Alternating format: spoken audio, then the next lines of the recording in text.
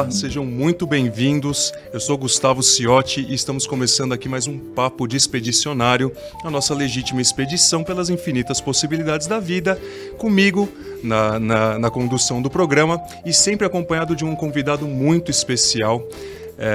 Já deixo aqui a minha rede social para quem quiser conhecer o meu trabalho, os livros que eu escrevi, os assuntos que eu trago, os conteúdos. Gustavo_Expedicionário, né, meu perfil do Instagram. Vai ter muito conteúdo bacana ali para quem quiser conhecer, para quem quiser dar uma acompanhada. Inclusive o próprio Papo de Expedicionário, todas as informações de convidados, enfim, né, próximos episódios que serão lançados, tá tudo ali no meu perfil, serão muito bem-vindos. E hoje eu tenho uma honra muito grande de receber. Eu vou definir como um legítimo artista, e vocês vão entender pelas fotos dele e também pela escrita, oratória, vivências. Andrei Polessi, seja muito bem-vindo, muito obrigado, é uma honra te receber aqui, e obrigado pela paciência, porque a gente conversou muito antes até conseguir chegar aqui nesse momento, e é uma satisfação muito grande recebê-lo. Seja bem-vindo. Obrigado, Gustavo, prazer estar aqui. Não foi paciência não, um prazer mesmo poder estar aqui, acompanhar o seu trabalho e participar. Obrigado. Andrei, eu começo sempre com os meus convidados trazendo a trajetória deles e influências, referências, enfim, o que o levou a ser quem ele é hoje e uma das razões dele estar aqui também. Você, cara, falar que você é um excelente fotógrafo é um eufemismo. Você pega os lugares mais bonitos, põe a sua sensibilidade, o seu olhar clínico e transforma aquilo numa arte de valor, assim, incalculável. Mas como é que foi esse começo para você? Porque você não é só um fotógrafo, né? O que você adquire de conteúdo, você trabalha nele de diversas formas. Através da sua escrita, através de contação de histórias, através das próprias fotos, enfim. Esse amor por viagens, né? Por expedições longas e pela própria natureza também, já vinha dentro de você? Alguém te inspirou a ser assim? Alguma experiência da tua vida, em algum momento, te deu um estalo e falou, putz, ó, isso daqui, né? Como é que foi? Gustavo, não tem ideia. Acho que nós somos casualidades, né?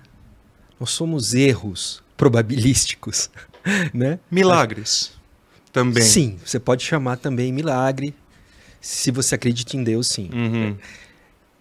Eu acho que nós somos uma somatória, nós estamos nos formando ainda, né? A gente nunca sabe o que a gente é. Eu nunca digo o que eu sou. Acho que você me mandou uma mensagem. Perfeito, para você se identificar exatamente como é que eu posso, né, trazer o que, né, de uma maneira mais sutil. Sim. Quem é o Andrei Polessi? É difícil de... Olha, eu vou dizer que você, de todas as pessoas que me apresentaram até hoje, você foi a única que acertou. Porque eu me defino como artista. Uhum. Eu não sou nada, eu estou várias coisas. Então eu digo que eu estou fotógrafo, eu estou escritor, eu estou várias coisas. Uhum. Eu acho que eu sempre tive, na minha trajetória, uma dificuldade de me definir. Talvez por conta de um espectro grande artístico que eu consiga me ver atuando. Então, desde pequeno, eu gostei muito de artes visuais, de cinema, de música. Literatura não me pegou na primeira infância, apesar de gostar muito de HQ, história em quadrinhos, etc. E brincar de fazer histórias em quadrinho. O que me pegou primeiramente foi o cinema. O cinema Star Wars foi uma coisa que para mim... Um divisor de águas. Meu Deus, né? O que era aquilo? Eu tinha uma tia cinéfila que, né, me fornecia as dicas das coisas. E eu tive a sorte de crescer numa família que tinha bastante incentivo audiovisual. Meu pai adorava música, então tinha lá uma discoteca de músicas clássicas, de músicas brasileiras. E também de cinema e filme, e fotografia. Então eu me lembro, criança, meu pai chegou de Manaus com uma câmera Super 8, onde a gente fazia os filmes em casa, onde a gente editava. Isso em São Paulo, capital? Não, perdão, interior de São Paulo. De São Paulo. Eu sou Perfeito. de Itatiba, Isso, né? Nasci lá, pertinho de Campinas. Então, essa infância minha foi com meu pai, com as câmeras fotográficas. Ele tinha uma Fuji. Em determinado momento, eu criança ainda, ele me passava essa câmera com as lentes e eu brincava. E eu acho que isso foi a primeira... se descobrindo também. Sim, essa foi o primeiro contato com essa com essa parte audiovisual que eu tive logo nessa infância. E depois eu digo que os livros também, se eu não estava conectado na literatura, diretamente lendo ali, eu estava visualmente muito conectado. Eu lembro da estante do meu pai, de uma coleção que ele tinha, que chamava Povos e Países. E eu precisava escalar algumas estantes para chegar nela, que ficava lá em cima. Então já era uma aventura, eu conseguia, a hora que eu esticava eu puxava, e aí vinha Etiópia, na África, vinha Himalaias, vinha civilizações antigas, e eu ficava ali vendo aquelas fotos e viajando naquilo, né? Tive também o privilégio, né, de nascer numa família que teve condições de proporcionar viagem, estudo, então viagem sempre teve no meu core, na minha vida. Enfim, é isso. A gente vai se perdendo e construindo a história, né?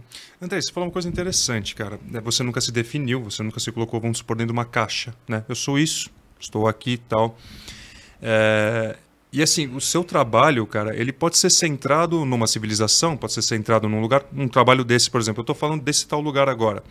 A respeito dessa cultura, a respeito desse país, dessa história, mas dentro daquilo que você adquire, daquele acervo que você constrói, você explora de várias formas. Então, o fato de você nunca ter se... Bom, eu sou um fotógrafo. Não, eu sou um produtor de conteúdo audiovisual. Não. O fato de você nunca ter se colocado exatamente numa definição proporcionou a você espaço para você ampliar as possibilidades de um trabalho que às vezes poderia se limitar a uma foto, ou uma escrita, ou uma imagem. Não, você pega aquilo e você fala, cara, isso aqui pode ser explorado de várias formas. Uma coisa pode virar várias. Isso funciona para você também? Conscientemente, não. Conscientemente, não. Na verdade, o fato de você não ter um rótulo muitas vezes dificulta a sua vida. Dificulta porque você vive numa sociedade... Para criar uma identidade? Sim, eu acho que você vive num meio onde ele obriga você o tempo todo a se apresentar de alguma maneira, né? De se portar. E se definir, né? Sim, você tem que se definir, né? É impossível você chegar nos 50 anos dizendo, cara, eu não sei bem o que eu sou ainda, né? Isso é visto com maus olhos, né? Mas enfim, eu acho que pode ser libertador, por outro lado, né? Eu acho que é isso. Para mim, o maior exemplo que eu tenho é o próprio Instagram, né? O Instagram é uma plataforma visual, né? A princípio era uma plataforma visual, né? Hoje a gente sabe que não é mais. Tá transcendendo para outros caminhos, né? Sim, mas o Instagram, para mim, ele foi um canal que acabou dando voz à minha escrita, através das minhas legendas, né? E eu acho isso uma coisa muito interessante, porque o que eu recebo com certa frequência é um tipo de comentário assim, eu não sei se eu gosto mais da foto ou do texto. E eu fico muito feliz quando eu ouço isso, porque eu acho que é você conseguir expandir a possibilidade de uma plataforma, né? E por mais que as pessoas falem, não, é uma plataforma visual ou de entrega de conteúdo de vídeo rápido e tal... Cara, obviamente, você não tem mais o alcance que você tinha antes, né? Quando comecei com a minha conta no Instagram em, sei lá, 2016, por aí. Pô, era comum, né? Você ter muita visualização, muito like, e isso caiu muito. Mas eu acho que também você tá jogando um jogo e fica criticando as regras, né? Que se você não tá afim, você sai, Você né? tem que se adaptar. Claro, cara. A regra é essa. Você tá lá porque você quer. Você tá lá porque você quer. Então, eu acho que é isso. Então, eu uso o Instagram como um diário, como um exercício mesmo de escrita, de pensamento visual né? E para mim, funcionou muito para a escrita, para dar vazão à escrita. Eu fiz publicidade e propaganda, porque nessa época dos anos 90, uma faculdade de comunicação social me parecia o caminho mais óbvio e mais fácil para você poder atingir um mercado de trabalho, mas eu sempre tive muito problema com a publicidade, com o efêmero da publicidade. O anúncio do jornal de hoje tá na gaiola do passarinho amanhã. Então, as coisas são para ontem, não existe nada perene, não existe um respeito com os profissionais que estão trabalhando criativamente, virar 24 horas, fazer uma coisa que amanhã não vai servir de nada. Perde o fator orgânico do trabalho que você está fazendo. Ele fica muito cheio de, né, restrições, horários, você não pode ir até aqui, tem que ter muita aresta para parar e te tira um pouco da liberdade, né? Que é exatamente o que você põe em prática no seu trabalho. É que também eu entendo, a publicidade não é arte. A publicidade você está ali contratado para resolver uma questão de posicionamento, de venda de produto. Então, assim, também estava ali porque me funcionava e eu estava de acordo com aquelas regras. Mas depois de um tempo, aquilo começou a me fazer muito mal, começou a me sugar muito. E eu acho que aí era o lado artista gritando e dizendo. Então eu era redator, fui redator, depois fui diretor de arte, então eu era diretor de criação, eu fazia de tudo um pouco, mas eu não me completava. Eu não me completava quando eu tinha limites rígidos de fatores de mercado, norteando até onde eu podia ir. Eu acho que, por um lado, ensina muito para você, né? Ensina muito, eu acho que você cresce muito aprendendo a desenhar numa folha de papel pequena. De repente, quando você tem uma tela, não é fácil lidar com a liberdade dessa tela grande. Isso é uma outra dificuldade. Mas, enfim, eu acho que é isso. A publicidade me deu um trabalho de audiovisual, onde eu pude criar roteiro para, né, anúncio, peças para rádio. Acho que, se não trabalhando como fotógrafo, diretamente, tirando fotografia, a publicidade me deu uma bagagem visual muito grande. Eu trabalhava com as imagens diariamente, se não fotografando, que não era o meu métier, mas pensando como eu queria aquela imagem, como eu ia recortá-la, o enquadramento, a função, etc.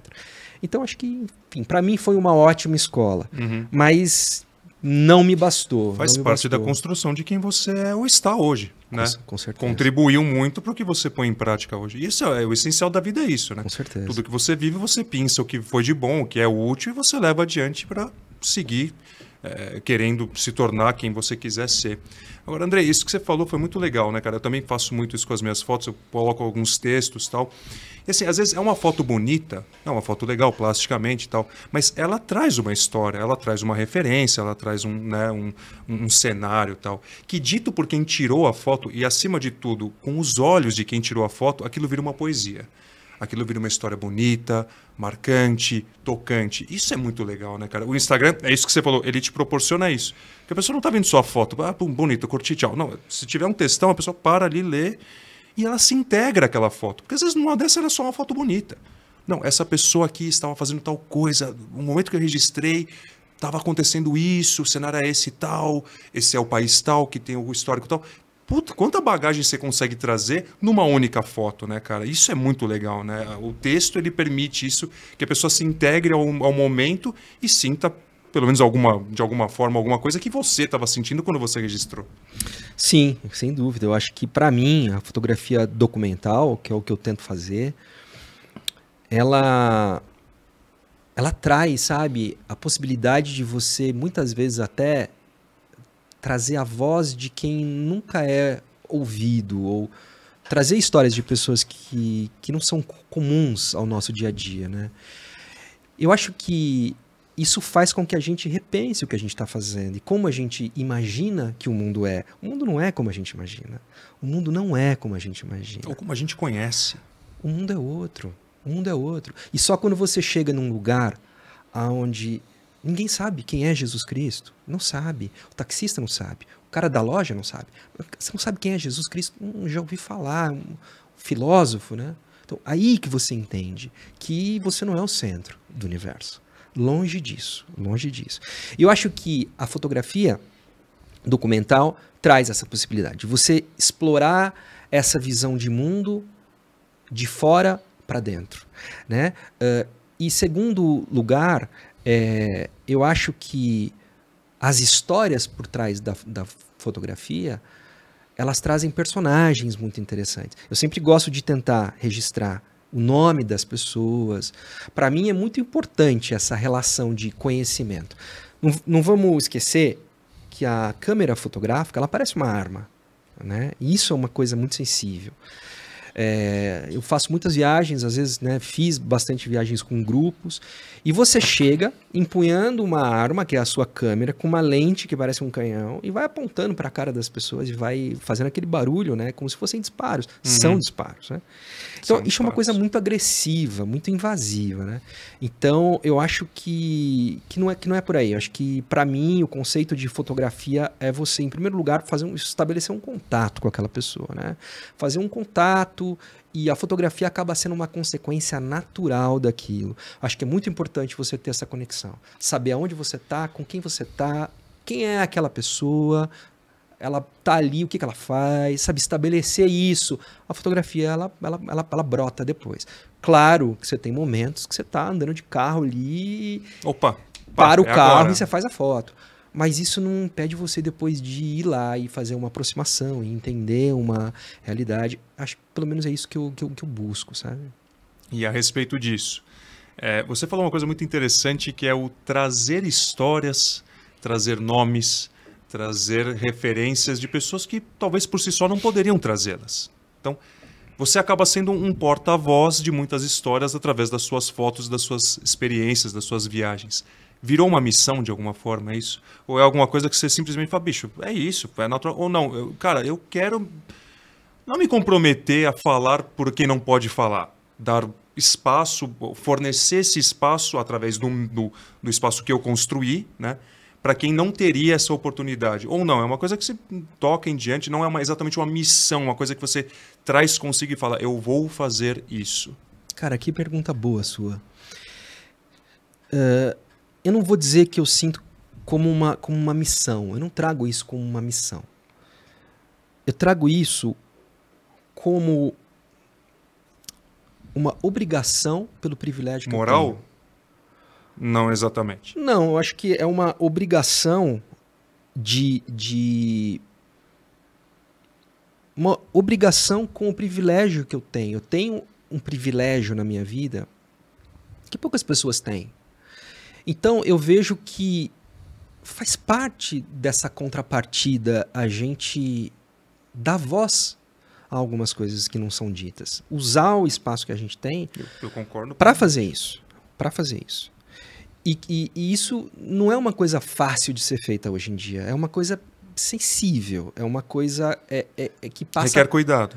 Cuidado, passa por um olhar crítico e até por uma reconstrução nossa. Eu acho que... Cara, eu cresci nos anos 80, 90, nasci em 74, vou fazer 50 anos. Então, assim, eram outros tempos, né? Eram outras épocas. Então, eu acho que a gente está nesse momento de reconstruir uma série de coisas. Eu não gosto de usar essa palavra, ressignificar.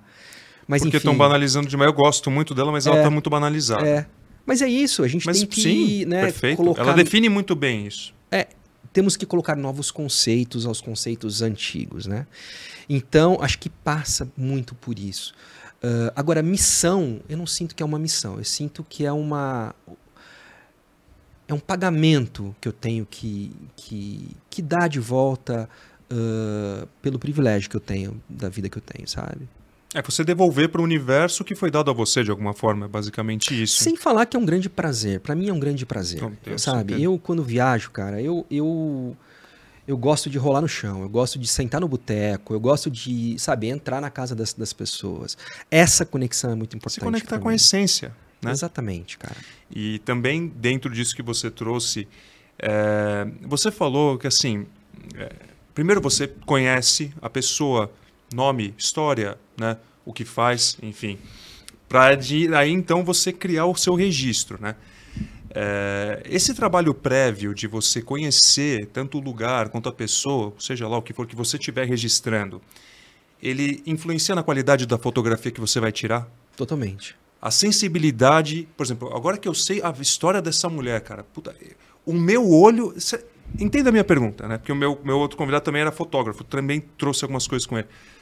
O seu olhar, a sua emoção, o seu estado de espírito, a sua visão de mundo, ele vai influenciar na qualidade da fotografia? Ou a fotografia, ela é ainda... Porque ela é tirada por um um objeto, né? No final das contas, claro, manuseada por uma pessoa que tem sensações, sentimentos, mas ela é um objeto. O quão da fotografia é esse lado mais mecânico de uma máquina e o quanto da resolução de uma fotografia e da profundidade daquilo que você quer passar passa pelo seu olho e aquilo que você está digerindo na sua mente, vamos dizer assim, daquilo que você acabou de absorver.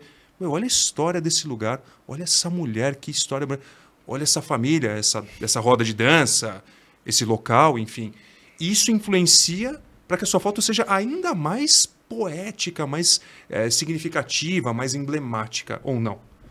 Totalmente. Eu não vou dizer zero mecânico, porque o fator mecânico faz parte. André, sobretudo hoje em dia, né? Sim, faz Isso parte. Aqui, bicho, todo mundo tem acesso a uma câmera de mínima qualidade hoje em dia, né? Sim, mas você colocar um obturador numa velocidade lenta e pegar uma pessoa em movimento é um processo mecânico de registro daquele instante, né? O instante da decisão, como diria o Bresson, e passa por um processo mecânico ali, de registro de uma cortina que levanta... Tem uma técnica também. Pronto.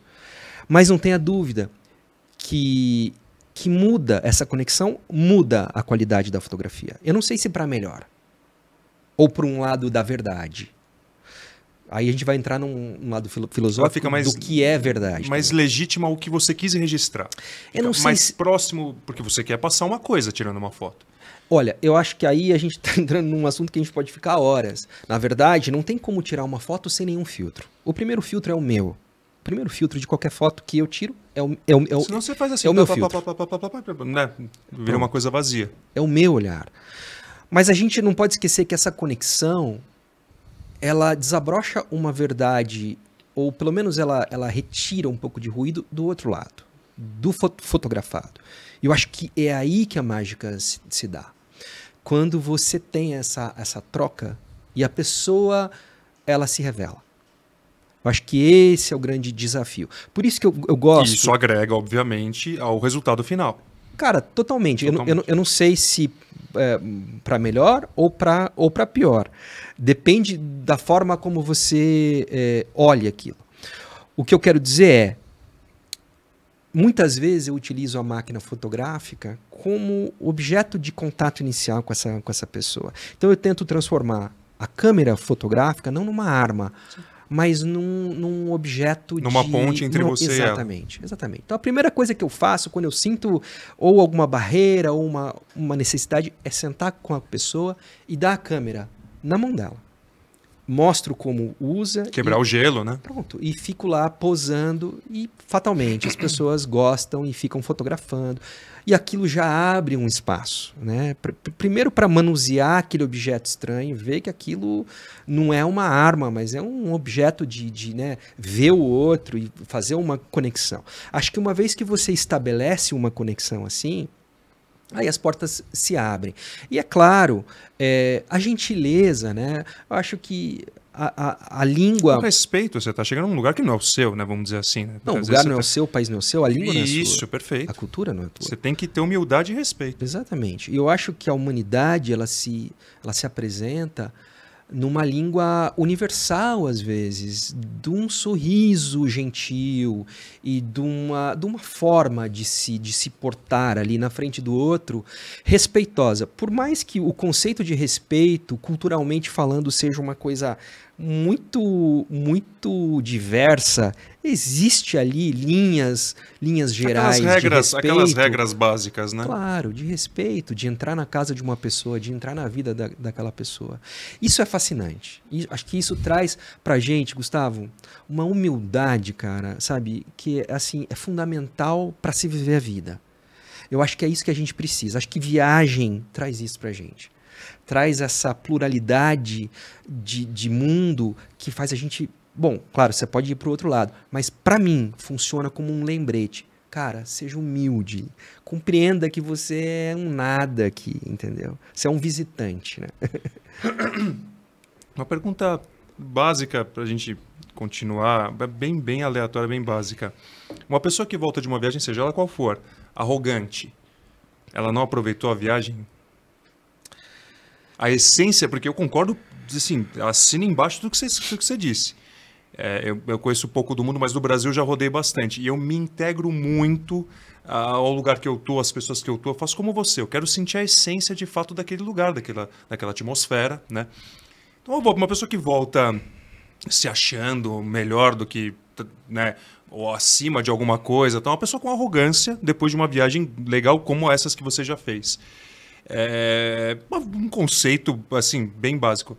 A pessoa não entendeu qual é a essência de uma viagem, ou a viagem pode ter várias essências e pode ter vários conceitos para cada um, e cada um absorve do jeito que quiser. Eu sou do seu time. Eu também vejo a viagem como essa bagagem que ela traz, bicho, assina embaixo. Agora, para outras pessoas pode ser diferente. Ou você acha que não? A viagem, ela necessariamente, se bem absorvida, e eu acredito nisso, ela, se bem absorvida, bicho, você vai voltar mais sábio, mais humilde, mais desarmado, ou não necessariamente. Depende também do lugar que você vai, enfim. Então. Gustavo, a experiência da vida, ela é plural. Cada um escolhe o que quer. Então, assim, quem sou eu para dizer como você deve fazer uma viagem? Aonde você deve ir?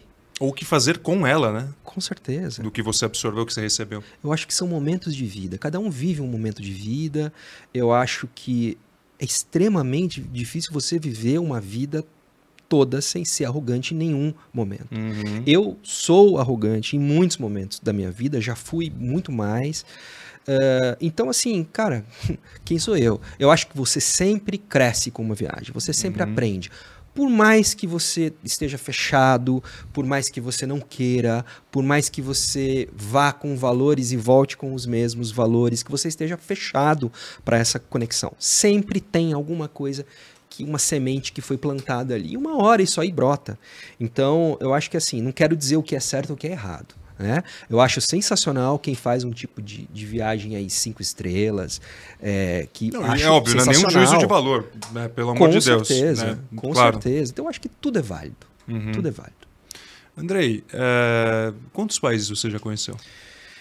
Cara, se é que você sabe, porque... Eu vou ser sincero para você que eu comecei a contar um dia e não consegui fechar. Eu não conheço muitos países. Eu conheço por volta de 50 e poucos países.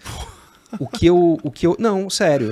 Você tem pessoas aí... Sim, né? Sim, perfeito. Claro. Mas o que eu tenho é a volta a lugares que me são especiais. Várias vezes. Então, às vezes, eu acabo perdendo a chance de ir para um lugar novo para voltar para um destino, para um mesmo destino.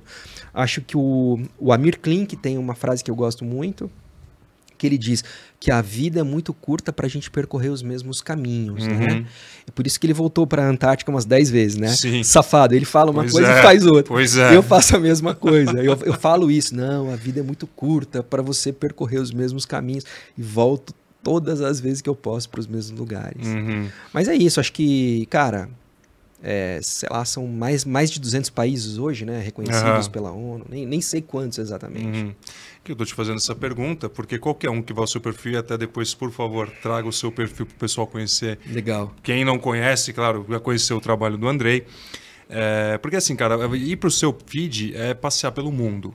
Lugares incríveis, registros maravilhosos, Legal. Cotidianos, culturas, enfim. Sim. Mas, cara, 2 em especial, e até pela ênfase que você dá muitas vezes, porque você tem muitos registros desses lugares, né? Índia, eu quero trazer outros, claro, mas Índia e Etiópia, cara. Na Índia, falar especificamente da Índia, não de continente. Tá. Etiópia eu quero trazer um pouco para continente. Tá. Vamos começar pela Índia, por favor. Vamos. Porque a Índia, cara, na verdade, assim, ela tá no meu imaginário há muito tempo. Eu sou um consumidor de documentários assíduo, sempre gostei de BBC, né? TDIL, né? Discovery e tal. E a cultura, bicho, a Índia é muito ampla, na verdade. Você não consegue definir a Índia, na verdade, né? Agora, vamos começar do princípio, né? Para você, eu nunca fui. Para você ir para a Índia, você tem que se despir de qualquer conceito, preconceito, coisas estabelecidas na sua cabeça do que é higiênico, do que é certo, do que é errado. Você tem que... É preciso fazer uma preparação, talvez para outros lugares também, Bolívia, não sei, alguma coisa assim. Você tem que fazer uma preparação prévia para você não ter um choque ao entrar em contato com aquela cultura, ou quando você entra é tudo tão magnífico e tão né, tudo tão pungente, tão, né, tão vivo, que você se integra e é uma integração natural aquele ambiente. Porque são muitas cores, são coisas que você não vê aqui, vaca andando na rua, elefante, culturas, músicas, culinária muito diversa, mas também há essa parte do choque. Você vê o cara pegando sopa com a mão e jogando num potinho para dar para você comer. Ou a visão que a gente tem da Índia, ela acaba sendo distorcida, você acha que é uma baita de uma miserabilidade, e no fundo não é exatamente assim. Como que é a sua visão? Quantas vezes você já foi para lá? Cara, também confesso que eu não sei. Eu acho que ano passado talvez meia dúzia de vezes. Então, você já foi e voltou várias Algumas vezes. vezes. E cada vez que você vai, acho que o seu conceito nunca é o mesmo. Ele vai se... Sim. Ele é mutável, né? Sim. Mas como é que é a sua visão? Até pegando da primeira vez que você foi até agora que você já tem um repertório muito maior do país. É um choque. Mexe com você, você tem que estar preparado, porque você não pode achar, né? Você tem que tomar certos cuidados, tomar água em qualquer lugar, você não pode, tal. Como que funciona exatamente essa parte estrutural de uma viagem turística, vamos dizer? Não estou nem falando de um né, para você criar um conteúdo gráfico assim. Gustavo, nada do que você fizer vai te preparar para o que é a Índia. Nenhum livro que você lê, nenhum documentário que você assista, esquece. Histórias contadas. Esquece. A Índia, ela te dá um tapa na cara. Ela arrebata você. Nada do que você viveu vai ser igual à Índia. Primeira coisa que eu falo. Você não vai para a Índia a passeio. Ninguém vai a passeio. Você não consegue parar de trabalhar na Índia o tempo todo. Desde o momento que você pisa até a hora de você sair. A Índia, ela é um caos de informação para os sentidos, para sua mente. Ela exige de você o tempo inteiro. Ela exige 24 horas. Então, assim, é um país continental, gigantesco, né? Onde qualquer cidade pequena tem 2, 3 milhões de habitantes. É um país com uma pluralidade de línguas, de culturas, de religiões. Tudo é muito gigantesco, né? Então, eu acho que... Olha, a pessoa que eu conheço aqui no Brasil, que mais conhece a Índia, é um cara que você poderia chamar aqui, que é o Arthur Veríssimo. Uhum. O Arthur Veríssimo é o especialista de Índia brasileiro. O Arthur trabalhou na revista Trip muitos anos, um cara que teve aí também fazendo muita coisa em TV. E ele é o cara que mais entende de Índia. Eu acho que o Arthur já deve ter, sei lá, ido para a Índia mais de 30 vezes, mais de 30 viagens para lá. Então, assim, eu sinto a sensação que eu tenho... Depois, a primeira vez que eu fui para a Índia foi em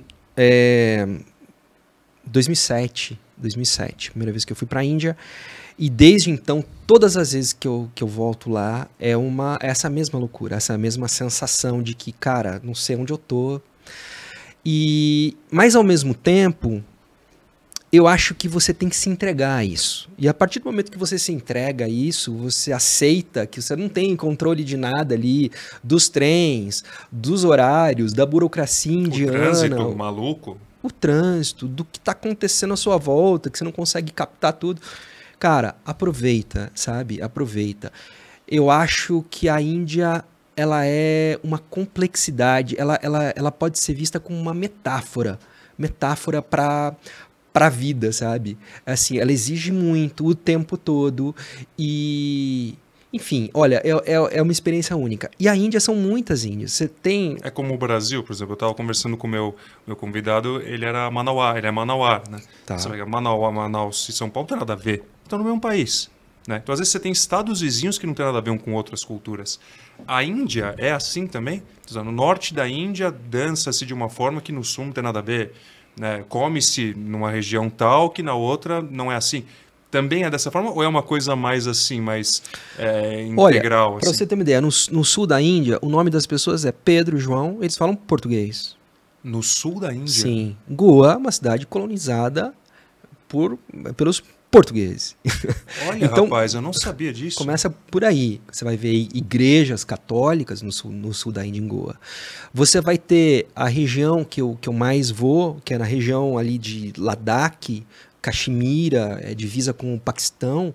Você tem ali uma comunidade tibetana que se exilou, fugiu do Tibete com a invasão chinesa, e foi para lá e construiu um reduto que você tá no que eles chamam de pequeno Tibete. Você está no Tibete. A língua, o Ladakh é uma língua originária do tibetano e é budismo.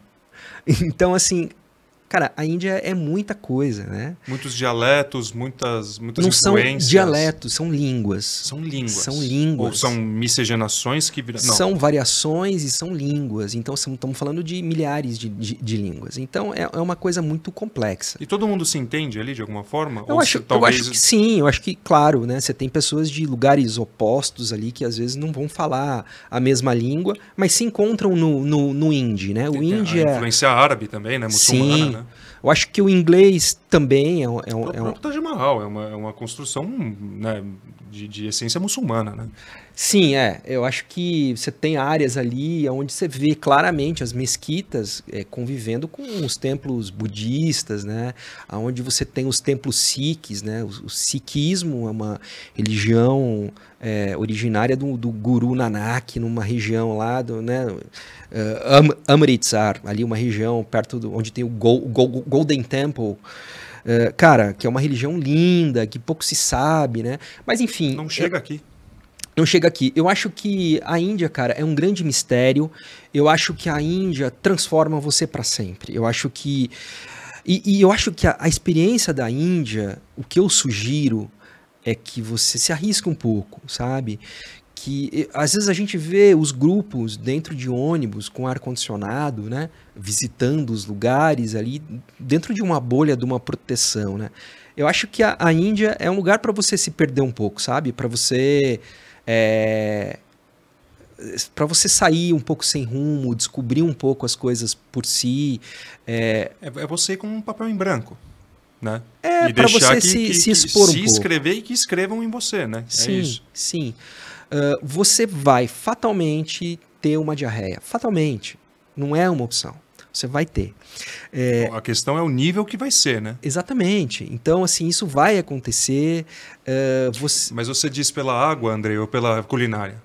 Porque, claro, os temperos são mais fortes, às vezes você não está acostumado. Por exemplo, eu não sei se eles lidam muito com pimenta, mas curry, por exemplo. Né, pô, eu adoro, mas me dá um desarranjo.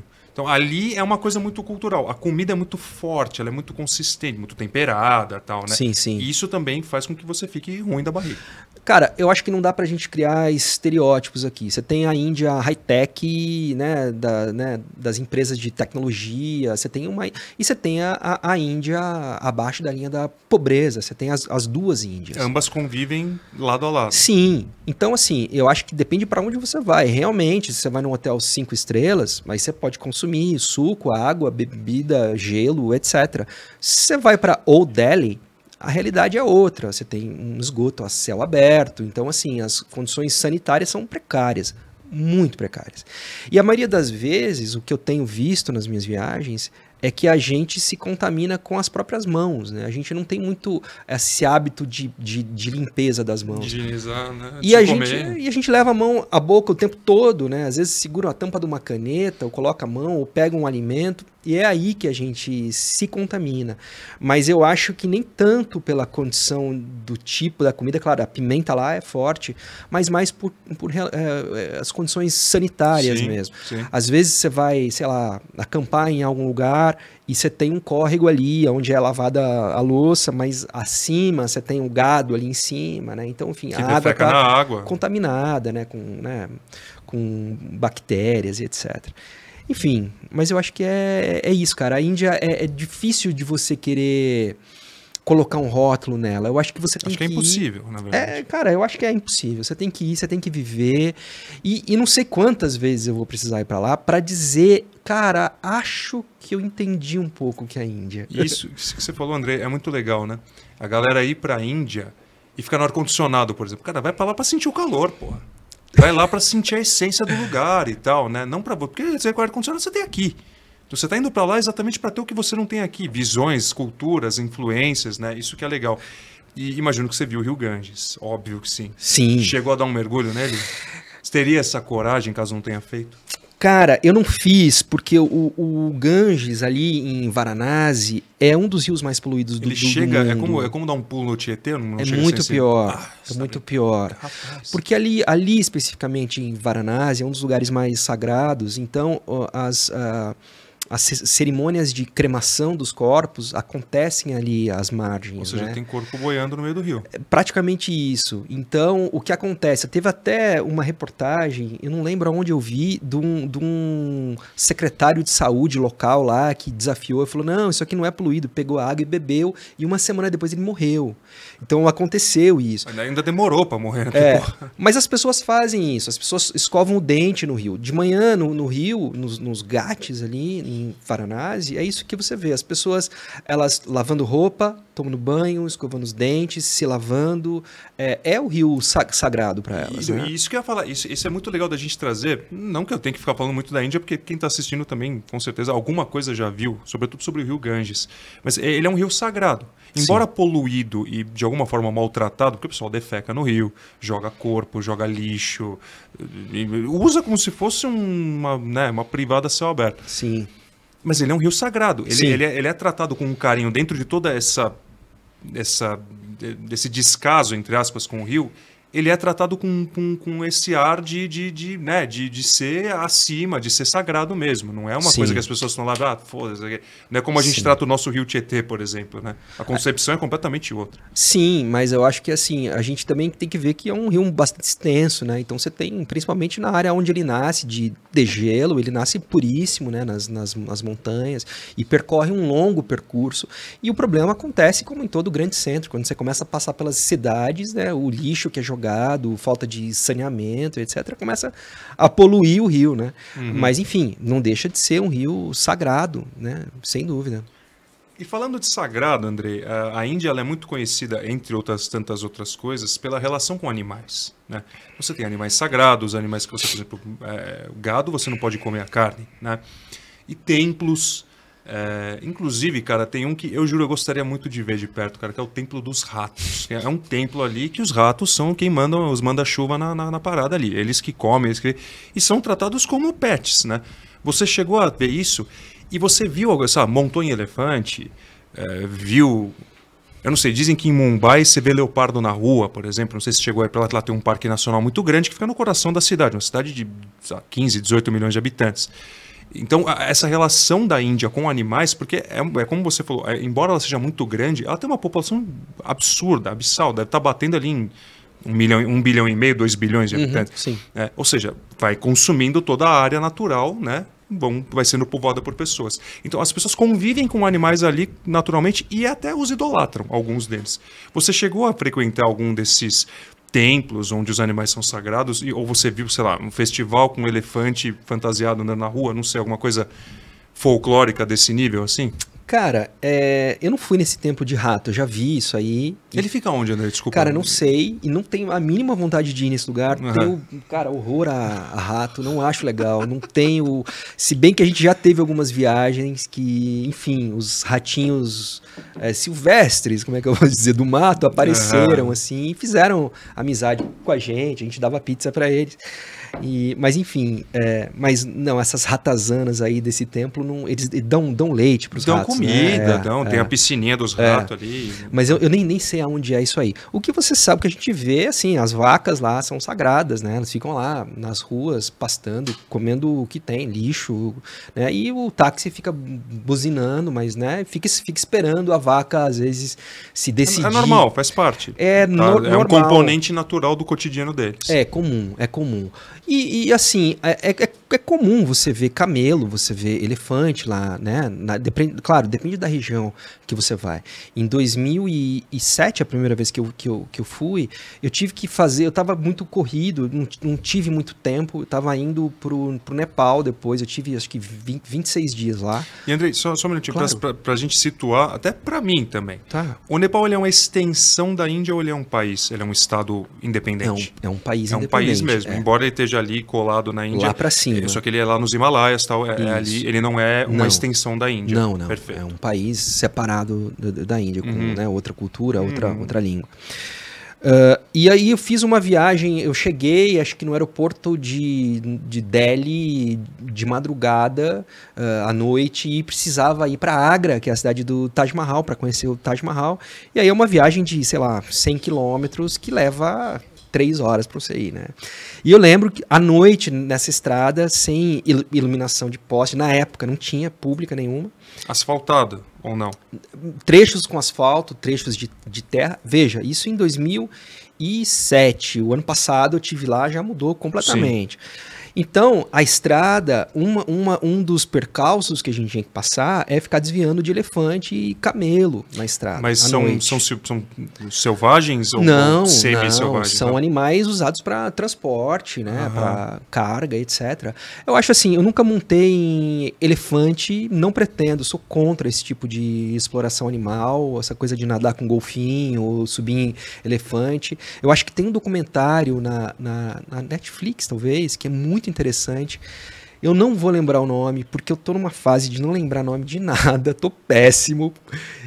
Mas enfim, acho que se você entrar lá e colocar elefante, documentário vai aparecer. É um casal que cuida de elefantes, muito interessante. E eu não sei se esses lugares estão abertos para visitação. Se sim, aí eu acho que vale a pena. São santuários, lugares que cuidam de animais, né? Que foram alvos de caça, de predadores. Resgatados de situações, né? Sim, mas calamitosas. Ainda a gente sabe que tem lugares que você vai lá para dar banho no elefante, para andar de elefante e tal. E o elefante com uma perna presa numa corrente. Sim, numa corrente e tal. Mas enfim, eu acho que essa coisa... O tigre de Bengala, né, uma figura icônica, né, lá na Ásia, né. Então assim, mas eu nunca tive experiência. Você chegou a fazer safari? Não, cara, eu nunca fiz um safari na minha vida. Deve ser muito louco, né? Olha, a fauna ali é muito diferente, né, bicho? Os animais ali, eles são diferentes do que a gente está acostumado. Sim, tem uns animais muito exóticos, muito particulares daquele lugar, sim. né? O fazão, né? O pavão, isso tá tudo muito urso lá. beiçudo, puta, é muito legal, cara. Sim, muito bom. sim. E Andrei, cara, Índia, a gente pode estar aqui falando, vai passar um programa inteiro falando, mas tem muitos outros lugares que eu quero trazer com você também. E um deles é a Etiópia, né? Mas também eu vou estender para o continente africano, que com certeza você conheceu, tanto saariana quanto subsaariana, você conheceu muita coisa lá. Mas em relação à Etiópia, porque você traz muitas imagens dali, você fez um trabalho muito aprofundado e espetacular. A gente está acostumado a ver no cenário das nações africanas muita referência de guerras civis, de miserabilidade, de condições precárias, de um povo que está ali restrito a uma vida que parece que não vai para frente nunca. Assim como a Índia, né, é isso que chega para a gente. Não sei necessariamente se é a realidade, né? O que você viu na Etiópia, lá também é assim, né, uma herança de guerras civis, animais traumatizados. Como é que é o cenário da África ali, desse lugar especificamente? Gustavo, acho que uma coisa importante da gente falar, quando a gente fala de África, e a primeira coisa a gente falar é o seguinte: a África não é um país. A primeira coisa que as pessoas... E o pior é que é bom frisar mesmo. Entender, é bom frisar mesmo. Porque eu cansei de ouvir as pessoas dizendo assim, você vai para África, você vai para África do Sul, né? Então as pessoas acham que a África é a África do Sul, né? Enfim.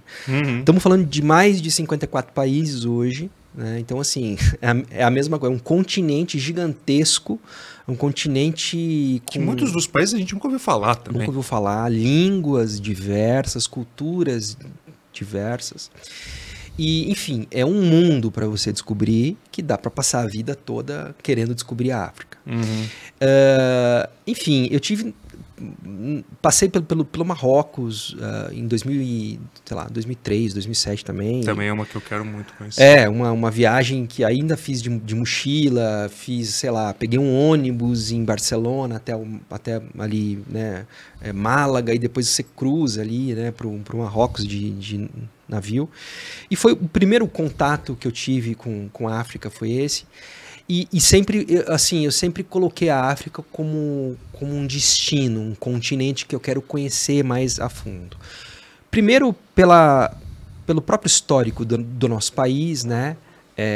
Um país escravocrata que por mais de 400 anos, né, a escravidão dominou, né, o mundo, né, e a gente vive, né, essa violência até hoje, né, aí na nossa sociedade, o racismo estrutural que a gente vive num país gigantesco. Então eu acho que pra gente é muito importante a gente conhecer essa história.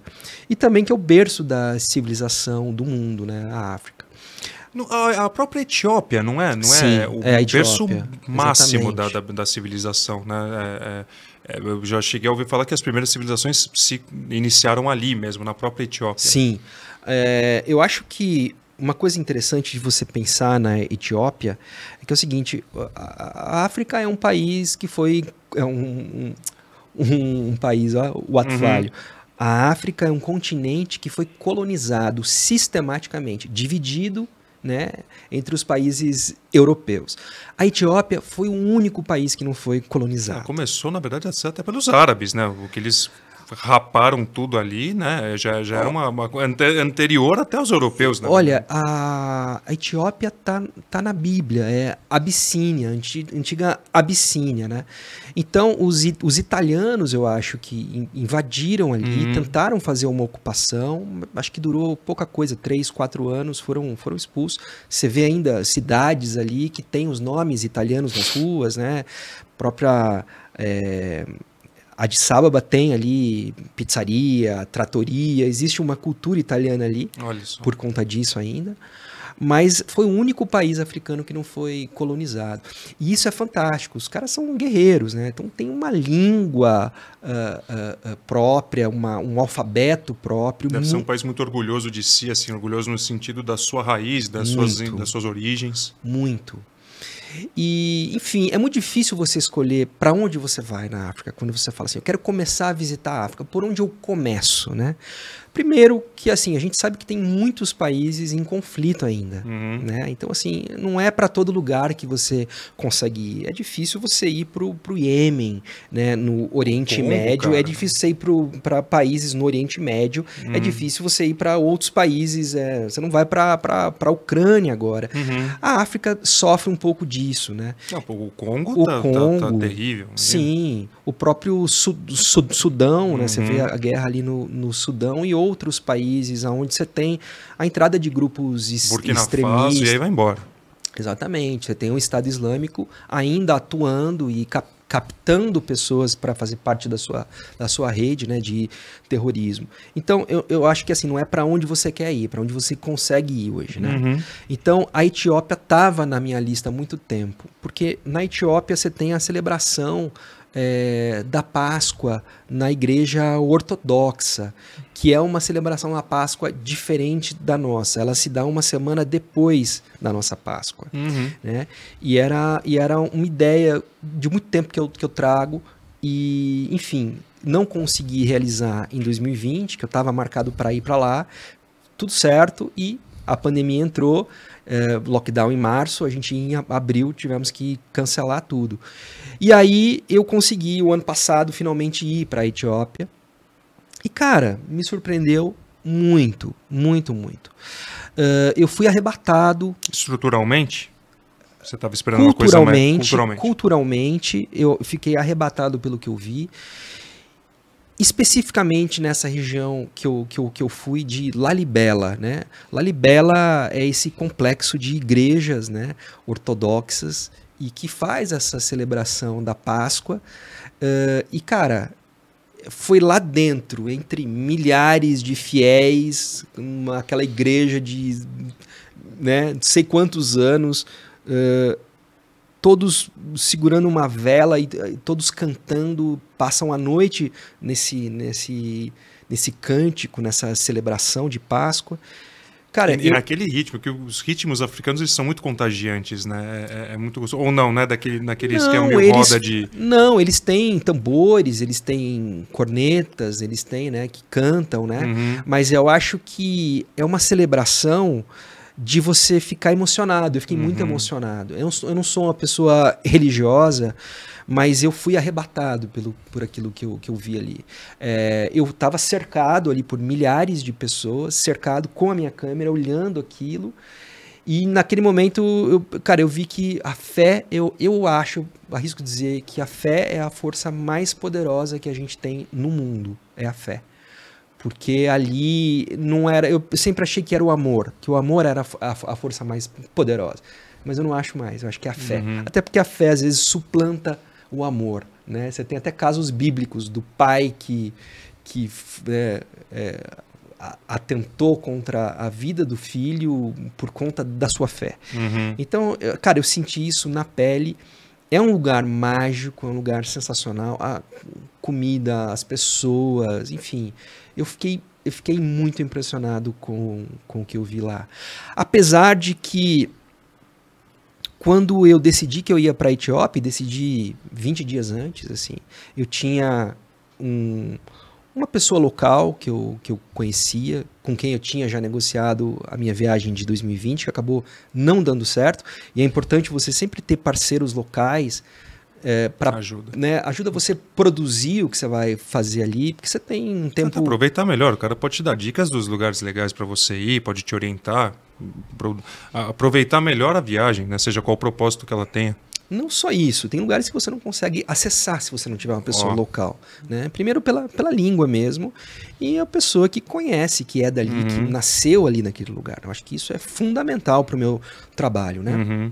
Nem sempre, na verdade, na maioria das vezes, eu não tenho tempo de imersão, né? Às vezes como Sebastião Salgado fazia, né? Que ficava ali tempos e tempos, eu não tenho esse tempo. Então eu tinha um pouco de pressa no que eu estava fazendo, infelizmente. Mas enfim, contando com esses parceiros locais, e uma semana antes de eu ir, explodiu lá um problema ali entre um grupo. Assim, as histórias ali são complexas, mas para resumir, o governo deu forneceu armas para um grupo de milícia para ajudá-los na guerra na Eritreia. Eles lutaram com as armas, ganharam a guerra, e agora o governo quer as armas de volta. Eles disseram, não vamos entregar. E aí começaram a ter uns conflitos, algumas pessoas infelizmente morreram, né? Voluntários morreram uma semana antes. E aí todo mundo que sabia que eu ia, os meus amigos mais próximos, até um fotógrafo amigo meu, falou, cara, eu não sei se eu vou. Ele estava no Cairo, ele falou, não sei se eu vou, porque agora... O momento, né? O momento é esse. E aí você tem que avaliar. E aí eu fiquei em contato o tempo todo com esse meu parceiro local, e o Bini, ele falou, cara, pode vir que tá tranquilo, pode vir, eu garanto sua segurança, claro, temos que ter alguns cuidados, mas pode vir. Eu confiei nele, fui, e foi muito tranquilo. O que a gente tem hoje é uma ditadura da mídia tremenda, né? Eu não sou esse cara que fica falando assim, teoria da conspiração, não sou falando mal de mídia, não sou isso. Mas se você decidir, para você decidir se você vai para um lugar ou não, você entrar e acessar site da CNN, Le Monde... Você não vai sair de casa. Você não vai sair de casa. Não visita o Rio de Janeiro. Não, porque se você digita lá, tal lugar é seguro, vai aparecer.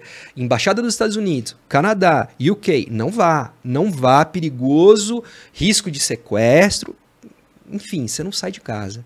E aí eu falei, eu vou, e cara, foi maravilhoso. Maravilhoso por quê? Porque aí você faz esse contato com a milícia local. E chega pro cara, e aí? O que tá acontecendo? Não vamos dar arma, não vamos devolver, a gente lutou, né? E aí envolve questões, assim, de tribos também, entendeu? Porque o presidente é de uma tribo, e os caras da milícia são de outra, são questões complexas, né? Sim. Não dá pra gente reduzir isso aqui. Mas enfim, e aí, cara, aconteceu uma coisa muito interessante num dia, e aí a gente tava em Lalibela, né? Que é mais ao norte, que é bem próximo dessa região onde estourou esse conflito. E o cara falou, não, Lalibela tá tranquilo, pode ir, tem um aeroporto lá e tal. Bom, passamos alguns dias na celebração da Páscoa, e no último dia, o meu guia, que era local, cara que nasceu ali, falou, cara, tem uma montanha aqui, que é o lugar mais alto aqui, dá pra gente ir, acho que bate, sei lá, 4.000 metros quase. Vamos lá, vamos subir lá e vamos sair bem cedo, tal. Fica umas 2 horas daqui, pô, vamos. Saímos 3:30 da manhã, 4 horas da manhã, e chegamos lá nesse lugar, com o sol nascendo, pô, lindo lugar, vamos subir a montanha, uma montanha pequena, algo meia hora. Acessível. Acessível, você vai de carro até um ponto, você tem vários checkpoints, vai parando, né, vai mostrando e tal. Chegamos lá, a hora que a gente chegou, pô, a gente começou a subir a montanha, do nada, encosta um cara lá, armado com fuzil e começa a andar junto com a gente. Porra. Sem aviso prévio. Sem nada. Um cara que apareceu do nada e começou a andar com a gente e é isso aí. E aí fui andando, Não chegou apavorando, só estava junto Não, ali. Não, tava junto. E aí fui trocando ideia, né? E... Em inglês, Andrei? Ou é francês não, lá? Cara, não. Ele falava a língua lá dele, eu não sei que língua ele falava. Mas, enfim, você fala a língua universal, né? Do afeto, né? A mímica empaticamente mesmo, né? falando. E, claro, algumas coisas em inglês que ele deve entender, né? Sim.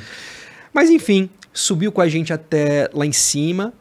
Eu dividi o café da manhã que eu tinha levado para mim e pro guia, que era um pão e uma água. A gente dividiu com o cara. Ele emprestou a arma dele para mim. Eu fiz algumas fotos com a arma dele e ele com a minha câmera. E eu perguntei para ele depois, pedi pro guia perguntar o que ele estava fazendo ali, por que ele resolveu subir. E ele achou que ele tinha que garantir nossa segurança ali. Olha só. Então você vê, a gente não... São guardiões, na verdade, da região. Pronto, um cara que estava ali, depois eu fiquei sabendo, parece que ele trabalhava como uma pessoa que presta uma segurança ali numa estação, numa antena que tem ali perto. Então, assim, é muito comum as pessoas portarem armas lá na Etiópia. É um símbolo de status até, numa tribo de pastores, de que tem, né, animais e gado, enfim. Uhum. Eles estão, de AK-47, de rifle, né? Por quê? Preparado, né? Sim, eles compram. Pra guerra. Na verdade, é uma segurança deles. Uhum. Eu acho que. É uma prevenção. Eu acho que até um símbolo de status. Eles decoram as armas, né? Com barbantes, com ornamentos, com miçangas, etc. Às vezes. E, enfim, eu acho que isso causa aqui pra gente uma visão um pouco, né, ofensiva, ou meio de certo medo, né? Mas que não é nada disso, né? São pessoas que estão lá vivendo a vida delas e usam aquilo como segurança, são os guardiões das tribos, né? Várias tribos, enfim. É comum. Andrei, você já esteve em vários lugares da África, né? Eu vou puxar um assunto muito rápido para fazer essa pergunta para você. Hoje a gente tem muitas questões raciais aqui. Eu acho que é muito importante. Eu acho que perde-se muito a mão na condução de alguns assuntos, mas é uma questão que está aí, está ativa, está, né, muito vívida. E muito se fala assim, cara, não, tal coisa não faça isso porque isso é uma referência dos negros. Cabelo tal, não use tal coisa, não faça tal referência porque isso é dos negros, e está se restringindo, que eu acho que é um erro. Está se restringindo demais alguns elementos culturais apenas à sua essência, à sua raiz, que seria, por exemplo, a raça negra, né? Você como um branco, você pode ser tido como um europeu facilmente. Você fala, pô, eu sou inglês, a pessoa vai acreditar. Sou italiano, a pessoa vai acreditar. Você como um branco na África negra, vamos dizer assim, alguma vez você sofreu algum tipo de restrição ou preconceito pela cor da sua pele? Ou essa babaquice muitas vezes que é trazida assim, de uma forma meio desgovernada, está mais aqui do que exatamente lá, que era onde poderia acontecer com isso. certeza. Que eu falo muito isso, por exemplo, uma vez eu visitei uma comunidade quilombola no Piauí, no sertão do Piauí, e assim, cara, 2 metros de altura, branquelo, cabelo liso, loiro, bicho, os caras me receberam, e eu até pensei, puta, eu tô chegando sem avisar, os caras nunca me viram na vida, não sabem quem eu sou, né? Será que vão me estranhar? Será que vai ter alguma coisa desse tipo? Tal? Zero, absolutamente zero. Então, nessas horas você vê que há muita gente forçando a barra para esse tipo de situação. E onde poderia acontecer, por exemplo, isso aqui é todo mundo negro, entendeu? Poderia haver algum tipo de preconceito, algum tipo de restrição de acesso, seja o que for, qualquer dificuldade que seja. Alguma vez você passou por algo parecido com isso? Sem ou dúvida. Zero? Não, passei. Passou mesmo. Passei. E aí não é um racismo, né? Eu acho que existe um certo... vamos dizer, pode ser um preconceito pela falta de conhecimento, né? É um racismo... Em essência é um racismo, mas não é um racismo. Não é. Não é. Perfeito. Eu acho que assim, primeiro é uma estranheza. O que aconteceu comigo, especificamente, é que eu estava em Uganda em março de 2020. né? Eu tive a sorte de sair de Kampala no último avião que saiu antes do lockdown. Eu estava lá no hotel, vi o presidente falando, amanhã, meia-noite, vamos fechar o aeroporto, meu voo está marcado para as 8. As pessoas quebrando o aeroporto e a gente saindo no avião no último voo. Então foi uma escapada de sorte. Então a gente teria ficado preso lá no lockdown. Eu acho que você tem que ir para os países africanos para você... Subsaarianos, principalmente, né? Não, acho que não. Acho que ou não, ou mesmo na área do Oriente Médio, ali você também pode... Sim, vale para isso também. Sim, eu acho que vale. Na região de selva, a gente não consegue, como brancos privilegiados, a gente não consegue entender o racismo. A gente não sabe o que é. A gente não sente na pele. E nunca vamos sentir isso, né? Só quando eu tive num centro de uma cidade africana, de uma capital, né? E eu era o único branco ali, o único. Assim, era uma rua, tipo uma 25 de março, e só tinham pretos. Pretos. Todo mundo é preto. E eu era o único branco. Então, essa sensação de ser o único ali é uma sensação que todo mundo devia sentir uma vez na vida. E só você passando por isso para você compreender como isso é pesado, né? Ser o diferente, vamos dizer assim, né? Eu não digo que o que eu senti e aconteceu é que por onde eu passava as pessoas me chamavam de Covid. Porque eles tinham esse pensamento que foram os homens brancos que trouxeram o Covid, então eu passava na rua e todo mundo se referia a mim como Covid. Puta, eles falavam isso. Que alcunha horrível, né? E assim, se protegiam, sabe? Se afastavam um pouco até, tinham até um pouco de receio de ficar perto de mim. Olha só. Você tem que compreender isso, né? E respeitar, claro, né? Os brancos lá são chamados de muzungos, né, que são, né, homens brancos, né, enfim, então eu acho que é normal, existe essa curiosidade, existe essa, eu acho que eu senti um pouco isso que você falou, de ter esse preconceito nessa questão especificamente, né, e eu acho que eu sou um pouco dado também, sabe? Eu sou uma pessoa de tato. Então, quando eu viajo, eu gosto... De contato. Sim, né? Eu gosto de abraçar, eu gosto de dar a mão, né? Então, eu não tenho muito... E acho que à medida que abrem esse espaço pra gente, a gente aproveita. Com certeza, né? E desde que seja nessa época de Covid, não, né? Você não podia... Óbvio, claro. Né? Mas eu sou uma pessoa que gosta. Então, acho que eles não estão também... Não é todo lugar que está acostumado a ver os turistas lá no meio e, enfim, trocando ideia e tão próximos assim.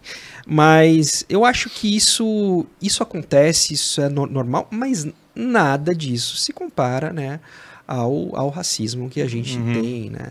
Não só aqui no Brasil, como em outros países. Né? Inclusive lá, né? Quanto às guerras, quantos processos na África do Sul mesmo. Né? Aliás, o Mandela é uma figura emblemática no continente inteiro ou ele é mais restrito à África do Sul, que é o país dele? Eu acho que o Mandela é uma referência mundial. Mundial, sim, mas digo, dentro ali você Desmond Tutu, acho que são. Não, acho que sim, acho que é uma figura respeitadíssima. Porque para nós ele é uma figura, mas para alguns ele é tipo, putz, ele é o cara ali, né, que representa um país tal. Sim. E representa um continente também, na verdade, mundo afora, né? Sim. Andrei, para a gente fechar a Etiópia, que na verdade podia destrinchar muito mais coisa, mas tem outros assuntos que eu quero trazer com você. Cara, a Etiópia, para a gente situar para quem está assistindo a geografia da Etiópia. Então, porque eu sei que ela fica numa topografia mais elevada. Né? Ela fica... Só que no mapa, ela está embaixo do Saara ou ela está mais para o meio? Onde exatamente está a Etiópia? A Etiópia é chamada The Horn of Africa, que é o chifre da África. Então você pega ali o extremo leste, né, da África, ela está lá entre Somália, Eritreia, Etiópia fica ali. Abaixo da Etiópia você tem o Quênia. Perfeito. Tá? Você fica bem naquela ponta ali. Eu acho que a Etiópia é um país muito feliz na sua topografia, porque você tem as montanhas altas. Não tem litoral na Etiópia? Ou tem litoral? Não tem litoral na Etiópia, não tem litoral. Porque o que eu vejo de documentários é muito sobre, inclusive que eu assisto, como eu falei, muito documentário de animal, dos babuínos de Aladas, né? Que acho que é o primata que vive na altitude mais alta. Eu não sei se tem litoral na Etiópia. Eu acho que não. Eu acho que não. Eu acho que não. Mas as montanhas são o ponto mais, literalmente o ponto alto. O litoral vai ser a Somália ali, no caso, né? Perfeito. É porque às vezes você tem uns países que tem umas escapadas para o mar. Mas aí você desce para o sul e aí você já tem as florestas, né, cara? Ah, você tem.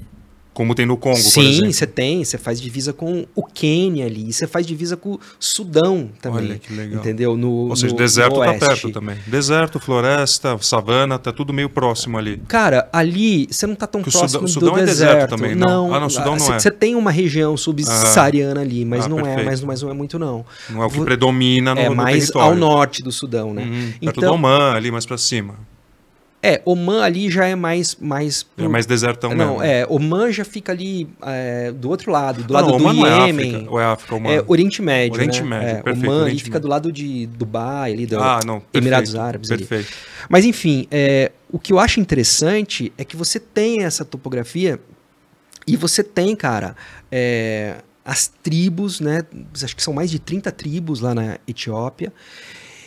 E, cara, é fascinante isso, porque algumas tribos ainda, por mais que você tenha, né, hoje em dia, celular, e você tenha contato, né, eu costumo dizer que é difícil um lugar que você vai que você não tenha acesso a celular, a uma série de coisas, né, sei lá, no Base Camp do Everest, todo mundo com um celular, com um sinal 4G, né, Ladakh, lá na Índia, região da Zanskar, que eu fui algumas vezes, que era uma região também que não tinha celular. Hoje você tem também sinal de internet, etc. Mas essas tribos vivem, por exemplo, os Maasai, por exemplo, eles vivem como viviam, não exatamente como viviam há 1000 anos atrás, mas eles ainda vivem meio que da terra.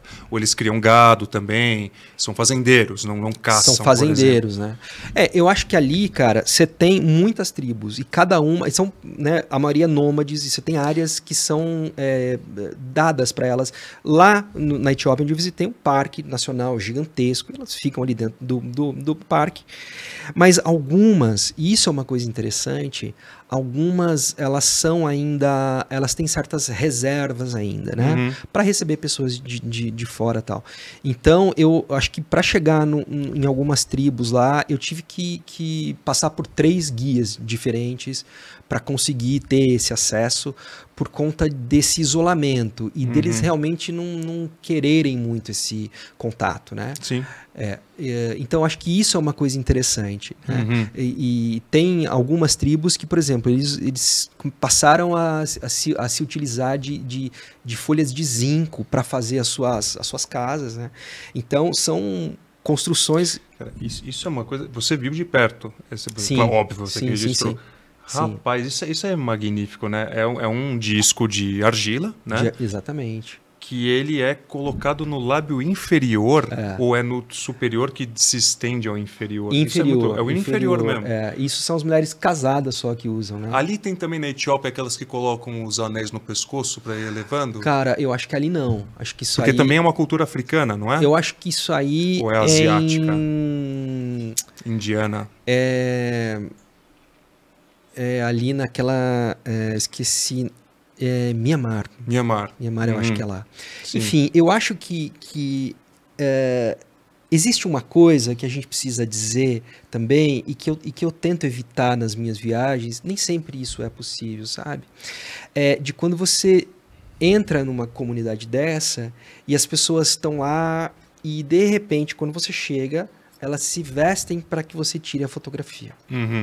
Isso é uma coisa que me incomoda terrivelmente. Isso é uma coisa que está acontecendo muito. Porque não é natural. É um comércio, né? É uma troca. Perde não é orgânico. Você acha que perde essência? Não sei se tem mais alguma coisa puramente... Fica muito mecanizado. Orgânica hoje em dia. Acho que tudo é uma troca, tudo é uma necessidade, né? o que eu vi muito lá na Etiópia, o que está acontecendo muito, são as tribos urbanas, né? São tribos que elas são engolidas pelas cidades, né? Então, que assim, tem que se adaptar, tem que se moldar. Sim, e isso acontece muito. São tribos onde não vivem dentro desse estereótipo que a gente tem de vestimenta, né, de morar nas cabanas, etc. Não, tem casa, eles moram em casa e vivem em casa né, e não usam adornos assim nesse dia a dia, mas são tribos também. Isso está acontecendo cada vez mais, são as tribos urbanas. Né? Não, olha lá, pronto, já me deu mais um gancho aqui. O que acontece aqui muito, por exemplo, as tribos indígenas, né, do Brasil, vamos colocar assim, está se perdendo uma herança cultural, né, muito vívida antes, mas que agora, com essa expansão urbana engolindo não só as áreas onde as pessoas vivem, mas também a cultura, porque você vai se adaptando à cidade, você vai se perdendo também daquilo que estava na sua raiz. E muita gente fala assim, por exemplo, cara, esse é o último pajé da tribo tal. Quando ele for embora, não tem mais ninguém. Eu já vi documentários falando isso por isso. A molecada que está vindo, a geração que está vindo, ela não está mais ligada, não vai conseguir passar adiante o que foi passado até aqui. Então, fica aquele gap, né, aquele espaço, e perde-se, ao longo do tempo, uma cultura que durou milênios. Aqui isso é muito vívido. Na África também é assim. Pode ser que se perca, porque você falou, puta, o cara vai para a cidade, já não usa os mesmos adereços, já não, às vezes não tem as mesmas práticas culturais. Isso pode ser que se perca à medida que a urbanização vai se expandindo cada vez mais e que, bicho, a gente só veja isso em lugares específicos, puta, a tribo que fica na montanha do lugar tal, não sei o que para esse... Ou não, lá não é tão assim quanto aqui está começando a ficar.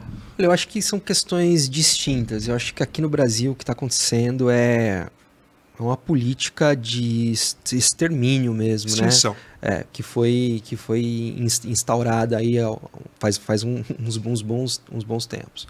Né? A gente espera que alguns movimentos na política, principalmente, mudem isso. Eu infelizmente, não tenho muito contato, né, com essa cultura. Eu tenho amigos que já falaram que vão para o Parque Nacional do Xingu direto, né? E já me convidaram e eu quero ir, quero participar de um Quarupi, quero poder ter a chance de ver isso. Lá na Etiópia, o que a gente sente é que eles têm uma área também reservada num parque nacional, apesar de serem nômades, né? Inclusive existe esse avanço de fronteira por parte de algumas tribos, né? De se estender até o Quênia, até o Sudão e voltar. Para expandir. Ou seja, tem livre acesso, não tem passaporte, né? Tem livre acesso e tal. Mas, como sempre foi. Né? Como sempre foi, mas algumas tribos dependem de rio, né? Eles dependem de rio, né? Eles dependem de uma área onde eles possam plantar, onde eles cuidem de gado, né? Também. Então, eu acho que enquanto essas áreas forem garantidas, essas pessoas vão... A preservação da área preserva a identidade e a cultura das comunidades. O que eu acho que não tem mais jeito é de você manter puramente essa cultura. Tem um livro muito interessante que eu li agora há pouco tempo, que é de um cara que ele é pesquisador da Embrapa, o nome dele é Evaristo Miranda, chama Geografia da Pele. Esse livro ele é muito, muito interessante. O Evaristo, ele morou no Níger durante 3 anos pesquisando... Níger não é Nigéria. Não. Níger, eu sempre me confundo, que eu acho que estão falando Níger, Nigéria, não. Níger é outro país. É outro país. Então, você tem ali, acho que faz divisa ali com Togo, com... ali... para cima de Togo, daquela região ali, Burkina Faso. E então você veja, esse cara ficou ali durante 3 anos pesquisando essa cultura de plantio e de espécies de plantas, etc. E ele traz, cara, ali relatos sensacionais e você vê que essa cultura, ela é tão forte e tem tanta sabedoria que a gente julga de uma maneira muito simplista como sendo culturas menores, e muito pelo contrário. Mais rasas, né? A gente está assim, profundamente equivocado sobre isso, sabe? Há uma profundidade de conhecimento ancestral disso e que extrapola muitos conhecimentos científicos nossos, né? E muitas coisas se perdem. Esse cara fez essa viagem nos anos 70 e algumas coisas que acontecem no livro, ele prometeu que ele só escreveria o livro a respeito dessas histórias depois de 30 anos. E só depois de 30 anos que ele lançou o livro. Então, é um livro bastante interessante. Eu acho que tem pessoas antropólogos, né, que, por sorte, conseguiram fazer o registro de algumas culturas, gravar cerimônias e línguas que, infelizmente, serão extintas. Se perder com o tempo. Eu não sei, eu não tenho esse conhecimento para dizer quantas já foram extintas, mas fatalmente, né, tivemos isso. Eu conheço uma pesquisadora brasileira que é a Marlui Miranda, não conheço pessoalmente, conheço o trabalho dela. Marlui Miranda é uma artista, eu acho que ela é antropóloga também, mas ela é música, e ela, acho que até os anos 2000, ela tinha um grupo musical de teatro que encenava canções e danças e músicas, né? Então, assim, cara, sensacional, de várias tribos brasileiras. Então, assim, cara, de uma riqueza maravilhosa. A gente espera que isso de alguma maneira sobreviva, né? Mas a gente sabe que é difícil, né? O que você falou, puro mesmo, é muito difícil. Talvez nem exista mais, né? Andrei, você esteve... Desculpa. Temos, sim, algumas tribos no Brasil que ainda não tiveram contato. Ah, não, perfeito. Na Amazônia contato. Mais profunda, sim. Legal. Com certeza. Não, isso perfeito, sim, é importante frisar, tá certo. Andrei, você esteve em todos os continentes. Não. Nunca tive na Antártica, cara. Olha, isso que eu ia te perguntar. Se lá no Polo Norte você foi. No Ártico ali você chegou aí. Olha, estive no Ártico. Raspei. Pela Escandinávia ou pelos Estados Unidos? Canadá? Pela Islândia. Islândia e Alasca. Eu estive no Alasca. Islândia é Escandinávia, ou não? Não, Islândia é uma ilha. Ah, não faz parte, né? Que é Dinamarca, Suécia, Noruega, Dinamarca. Não, é lá pra cima, perto da Groenlândia ali, Islândia. Sim, perfeito. Uma ilhazinha no... Ali, na verdade, é uma região subártica, né? Mas existe um ponto da Islândia, no norte, paralelo 66, que ali é considerado já essa região escandinava. Sim, não, polar, né? Polar. E ali você viu a aurora boreal. Sim. Rapaz, deve ser magnífico. Cara, pô, a aurora boreal Mas assim, para o pessoal também entender, né? Você tem que dar sorte do tempo, tá assim assado, como neve, né? Neve não vai acontecer de qualquer jeito, tem que ter um contexto ali para que a neve ocorra. Né? Pode dar um frio do caralho, mas não vai ter neve. A aurora boreal, ela tem uma época específica. Não, gente, cara, o sonho da minha vida é ver isso de perto. Tem uma época específica, o céu, acredito, óbvio, precisa estar limpo, né? Mas qual é a necessidade que você tem para você poder falar, bicho, você vai ver a aurora boreal? O que precisa ter? Qual é o contexto? Sorte. Ó, os caras que mais entendem disso aqui são uns caras que chamam o Felipe Moço e a Luciana Moço. Eles mudaram, não, era FF Expeditions, os caras chamam agora Off Expeditions. São os brasileiros, cariocas, amigos que eu nunca encontrei pessoalmente, mas considero amigos, porque a gente tá sempre se falando. Os caras que mais manjam disso. E eles têm um aparato de tecnologia e de, assim, uma ciência por trás disso, da irradiação. Pra ir na certa mesmo. Não tem certa. Assim, isso é uma confluência de coisas. Ou seja, eu posso ir para essa região e não ver. Pode ficar 10 dias, 15 dias e não ver. Olha só. Então, assim, são partículas solares que batem na atmosfera e que dão essa luminescência, mas isso depende de uma série de coisas, uma série de fatores que eu não sei medir, né? Tem fatores aí que eu não sei. E mesmo quem sabe, sempre corre o risco de não dar certo, né? Eu acho que, pode ser que eu esteja errado no que eu esteja falando, mas eu acredito que é mais fácil de você ver entre inverno, né, e começo de primavera, que seria ali final de setembro, acho que a partir de setembro até abril, maio, eu acho que é... E a intensidade da luminescência, ela também varia? Ou uma vez que ela está assim, bicho, ela vai estar sempre brilhante e maravilhosa? Não, ela pode estar fraquinha, meio menos nítida, também influencia. Varia Olha sim. só, Eu tive muita sorte. Inclusive as cores também, né?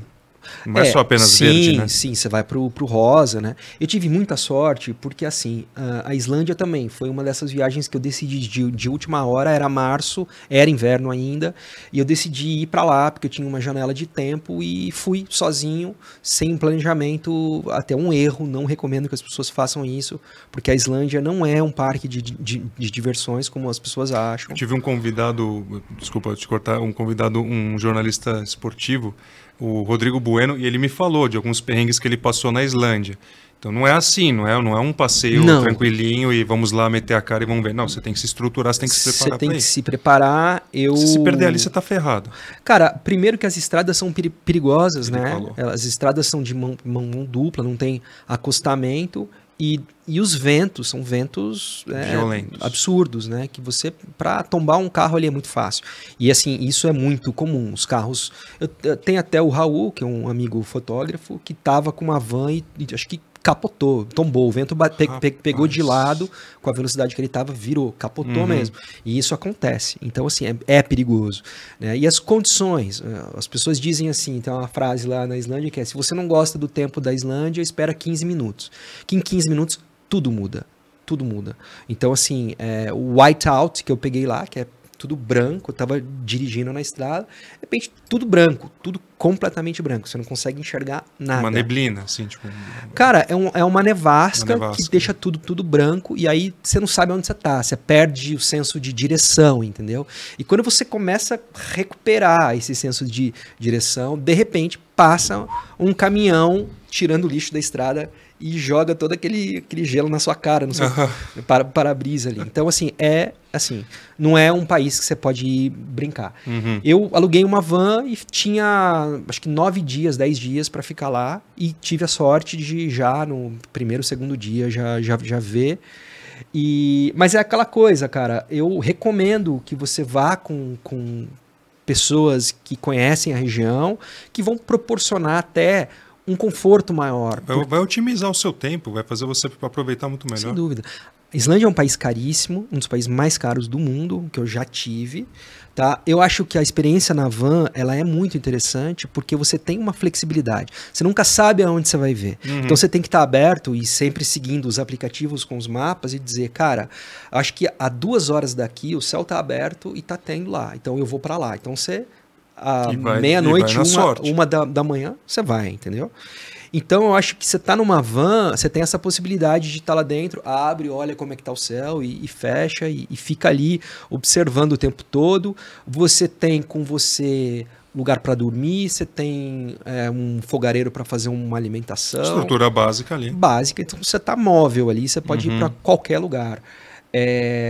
Mas isso, você tem que contar um pouco com a sorte. Mas é um país com uma infra maravilhosa, com quedas d'água impressionantes, com geysers, é um parque de diversões para quem gosta do mundo outdoor. Vulcão ativo ou não? Vulcão ativo que também. Há poucos anos atrás jogou as cinzas e fechou o espaço aéreo do mundo todo. Tá certo, aquele vulcão com nome que eu não sei falar, que é um nome gigantesco. Sim. Andrei, cara, a gente ia poder falar 15, 20, 30 horas aqui que não ia faltar assunto. Mas para trazer de uma forma mais apertada, mas não vou deixar passar, América do Sul e Brasil. Né? Me dá uma pincelada sobre a América do Sul, né, do que você conhece, o que você que te pegou mais, o que foi mais emblemático, um lugar, uma experiência, né, em algum país. E Brasil, me faz um top 5. Eu gosto muito de fazer esse exercício, que é muito difícil. Top 5 do Brasil é dificílimo de fazer. Mas eu te proponho esse exercício e uma pincelada de América do Sul do que você viu. Ele falou, cara, isso daqui valeu. Tanto quanto valeu Etiópia e Índia, valeu Machu Picchu. Não sei, de você. Pô, cara, difícil isso, hein? Olha, eu acho que, primeira coisa, eu acho uma pena o Brasil ser um país que dá as costas para a América do Sul. O Brasil está olhando para o Atlântico. Isso é muito verdade. E a gente dá as costas. A gente perde tanto de não ter uma troca cultural maior. Claro, primeiro pela língua, mas eu vejo que os outros países aqui, eles absorvem muito mais a cultura brasileira, são muito mais abertos a absorver a nossa cultura do que a gente. Muito mais humildes, a gente fica em cima desse salto achando que nós somos superiores de alguma forma a Bolívia, Peru, Equador, e na verdade não tem nada, absolutamente nada a ver, muito pelo contrário. Perde-se a oportunidade de conhecer culturas e lugares maravilhosos, né, que a gente tem aqui, por preferir ir para a Europa, por preferir, sei lá, Estados Unidos, enfim, você esquece que, entre aspas, no seu quintal, aqui no seu vizinho, tem coisas magníficas que você não vai ver em outro lugar do mundo. Sim. Olha, eu acho que algumas experiências que eu tive que foram sensacionais, acho que a gente até falou um pouco antes, né, o Machu Picchu, né, acho que é um lugar que eu não sei quanto tempo ele vai ficar aberto ainda, eu acho que ele tá, não sei se já não fechou, eu já ouvi alguma coisa que estava fechando, enfim, aproveitem o quanto antes. Eu tive a chance de ir 2 vezes para lá e é muito legal, né? É uma experiência muito, muito, muito bacana. Peru é um país maravilhoso, né? Eu acho que Patagônia é uma coisa que me toca. Eu tive a chance de ir em 2014. Lá tem aurora austral? Não. Não, lá não chega a ter. Não Só tem. no Polo Sul, né? Você tem na Patagônia uma região ali maravilhosa, perto do vulcão Osorno, eu tive a chance de fazer uma corrida, em 2014 eu estava envolvido mais com corrida de ultras maratonas, eu fiz uma corrida lá, que é o Cruce de los Andes, 100 quilômetros, e foram 3 dias, e foi uma experiência absurdamente maravilhosa, assim, sabe, são lugares inóspitos ainda, florestas, né, intocadas, sim. Torres del Paine deve ser incrível. Eu não fiz ainda aquele WO, esses trekkings que as pessoas fazem, sim, mas eu sei que são experiências maravilhosas. Mas você tem ali o consciência do que é a Patagônia. Sim, né? com certeza. Você viu. Com certeza. Eu acho que uma outra coisa para as pessoas considerarem é o Monte Roraima. Monte Roraima, eu não conheço. Eu acho que Monte Roraima é uma coisa única, né? Ali entre Venezuela e Brasil, a maior parte na Venezuela. E Guiana, né? E Guiana. A tríplice fronteira. Até um ponto que você pisa ali nos 3 países, né? Cara, é uma experiência impressionante. É tipo muito lindo. Um mundo perdido, né? Uma coisa... Exatamente. Bicho, Jurassic Park total, né? Parece que você está há 6 bilhões de anos atrás, né? O filme, aquele desenho Up foi feito baseado nessa região, né? Dizem que o Monte Roraima ele é a formação geológica mais antiga da Terra, dizem. Que tem 6... Eu li alguma coisa assim que tem não sei quantos bilhões, mas que é uma das formações mais antigas do mundo, o Monte Roraima. Não sei. Espetacular. Essas formações são os Paraitepuis, os tepuis. Cara, chegou a ver o sapinho ali? Aquele sapinho, que é o sapinho tepui, né? A espécie endêmica do lugar. Da localidade. A gente teve a chance de estar com uma bióloga lá nessa viagem que eu fiz. Não precisa ser na sequência, tá? Já tem Monte Roraima. O top 5. Top 5? Não precisa ser do Brasil, não precisa ser na sequência. Do Brasil? Isso, não precisa ser na sequência. Cara, vamos colocar esse já ali. Nossa, Brasil é difícil. É muito difícil. Olha, eu vou dizer, por mais que hoje seja uma coisa instagramável, uma coisa da moda ou dos ricos e famosos, acho que Fernando de Noronha, ele é um lugar especial. Ainda é magnífico. Que também tem que correr para ver, porque ele está sendo desconfigurado, né? Sim. Eu acho que Fernando de Noronha, a gente ainda tem ali uma das naturezas mais bonitas do nosso país. Eu sou suspeito para dizer, porque desde 2020, agora já falando de outro destino, eu vou ter que colocar o Ceará nessa lista. Legal. Porque desde 2020 eu entrei no mundo do kitesurf. Olha que maravilha. E não recomendo, porque não tem volta, é uma droga. É altamente viciante. Não, tô brincando. É um esporte maravilhoso. Com certeza absoluta. Maravilhoso. Deve ser sensacional. As minhas filhas entraram nessa num nível que a gente agora tá com uma casinha lá no Ceará e sempre. Aonde? Guajiru. Guajiru é uma vila de pescadores ali a 2 horas de Fortaleza, no meio do caminho entre Fortaleza e Jeri. Ah, tá. É o lado contrário. Meus pais têm casa na Praia da Redonda, em Icapuí, que é o sentido para Natal, né? O sentido do Rio Grande do Norte. Você tá Sim. quase na divisa ali. Também é um Sim, puta de um sim, paraíso sim, incrível também. sim. Falésia, Duna, aquela geografia do Ceará que é um absurdo. É E o lindo, vento, né, que está sempre presente. Exatamente. Então, Guajiru ali, essa região ali, para mim, é uma região, não só para quem gosta do esporte.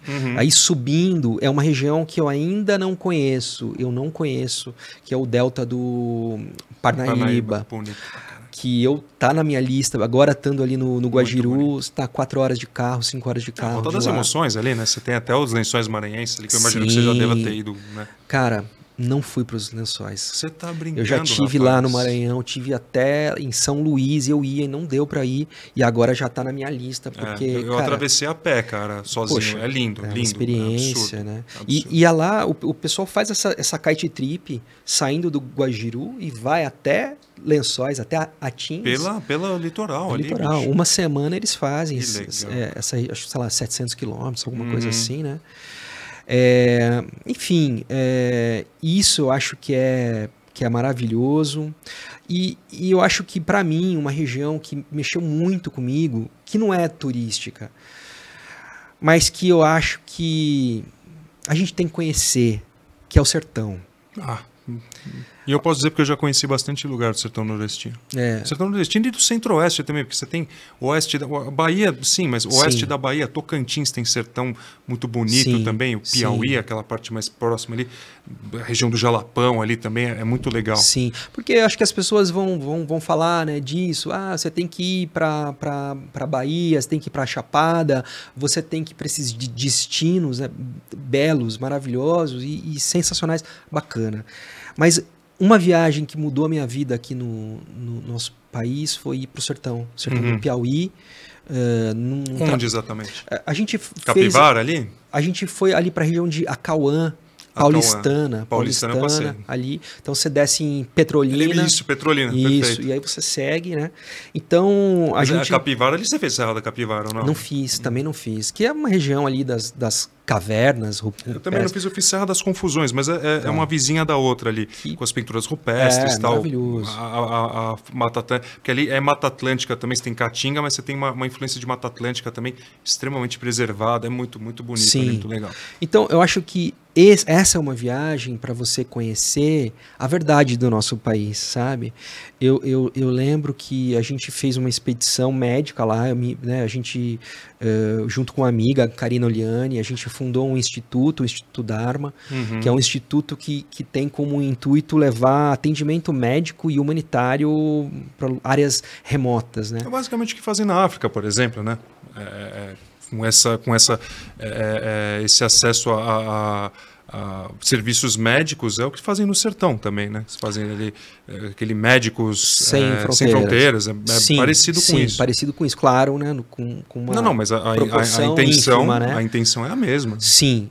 Então esse trabalho foi um trabalho que a gente começou a fazer em 2016 e que eu fiquei à frente junto com ela durante anos.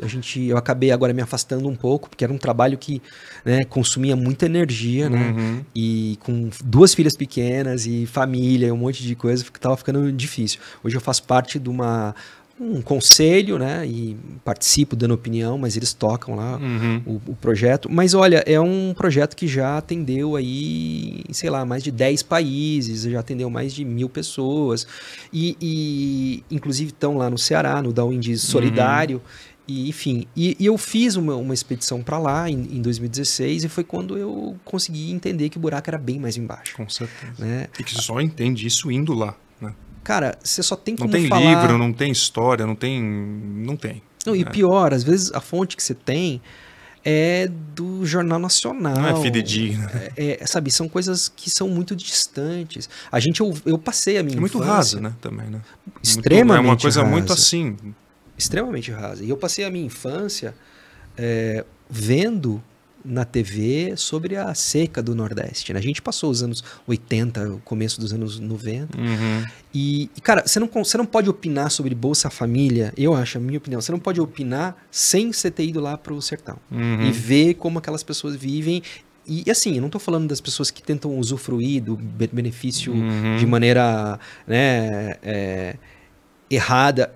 mas das pessoas que realmente vivem com Bolsa Família. Famílias de 5, 6 pessoas. Que mudou vidas.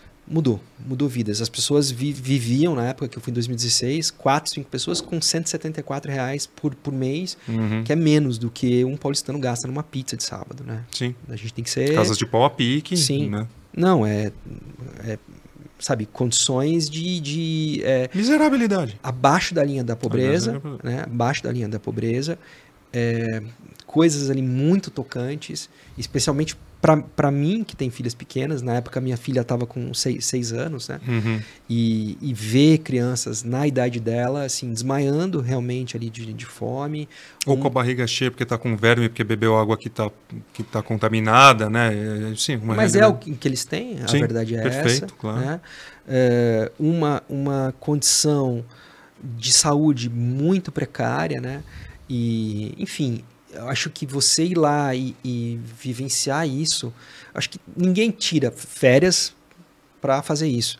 Mas eu acho que quem puder se envolver com alguma organização que faça viagens voluntárias, tem um Instituto Dharma ou tem a VV, que é a Volunteer Vacations, da minha amiga Mariana Serra, vale muito a pena, porque eu acho que você sai da sua zona de conforto totalmente e leva um tapa na cara, que é bom e saudável sempre na vida, né? E fala, pô, a realidade minha é outra. Ampliar a visão, ampliar a consciência de mundo, né? Sem dúvida. Eu lembro que eu estava com uma médica paulistana não, carioca, mas que estava morando aqui em São Paulo, trabalhando há anos, e a gente chegava muito cedo nesses atendimentos, nesses postos de atendimentos, e um dia a gente chegou cedinho, já, 6 horas da manhã, já tinha uma fila lá gigante, né? E a gente ficava atendendo até a última pessoa, às vezes até 7, 8 horas. E ela olhou e falou assim, nossa, é outro mundo, né? E eu disse, Camila, não. Esse é o mundo. Esse é o mundo real. O seu que é o outro. O nosso é que é outro mundo, né? Esse é o mundo real. Então, acho que a gente precisa exercitar mais isso, sabe? E as viagens podem ser um bom veículo para isso, né, Gustavo? Não tenha dúvida. Para levar a gente em contato com essas verdades aí. E até para que descobrir o Brasil, né?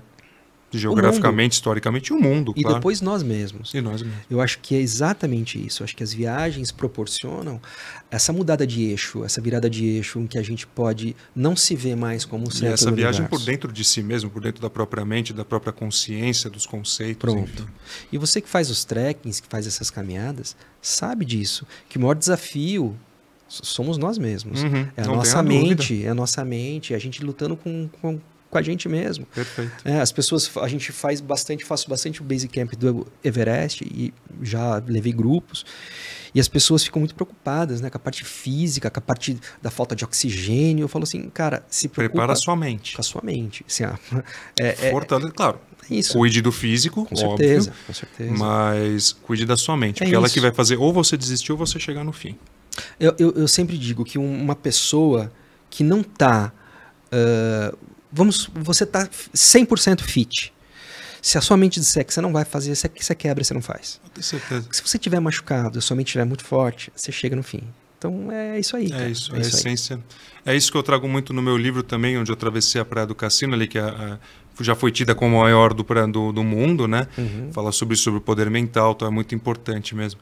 Andrei, cara, que legal, que privilégio. A gente poderia falar sobre muitas outras coisas aqui. Como eu já fiz com todos os meus convidados, eu refaço, né, ou faço a você o convite de você voltar aqui para a gente abordar outros assuntos. Vai ser mais uma honra muito grande.